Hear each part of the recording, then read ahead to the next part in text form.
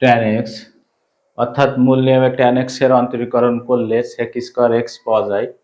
এখন আমরা সেই sec স্কয়ার x মূল নিয়মের সাহায্যে প্রমাণ করব। প্রমাণ মনে করি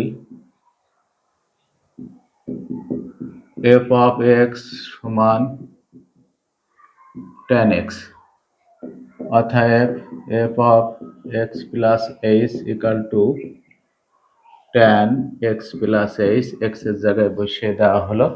এখন মূল নিয়মের সংজ্ঞানুসারে d dx f of x equal to limit h tends to 0 f of x plus h minus f of x ভাগ h। এখন আমরা মানগুলো সব বসিয়ে দেব। d dx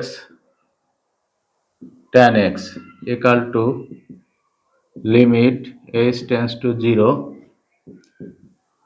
tan of x plus h minus tan x ভাগ h equal to limit h tends to 0, h কে আমরা 1/h আকারে রাখবো, যেহেতু এটা ত্রিকোণমিতির সূত্র ভাঙাবো।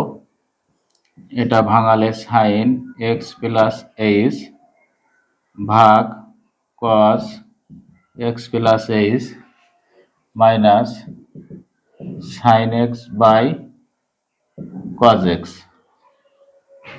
এখন আমরা এখানে লসাগু করব। equal to limit h tends to 0 1/h, লসাগু করলে sin x plus h into cos x minus cos x plus h into sin x ভাগ cos of x plus h into cos x, third bracket close, equal to limit h tends to 0 1/h। এটা আমরা সূত্র পড়ব sin a cos b minus cos a sin a, sin b। তাহলে এখানে সূত্রটি হলো sin of a minus b ভাগ x cos of x plus h into cos x।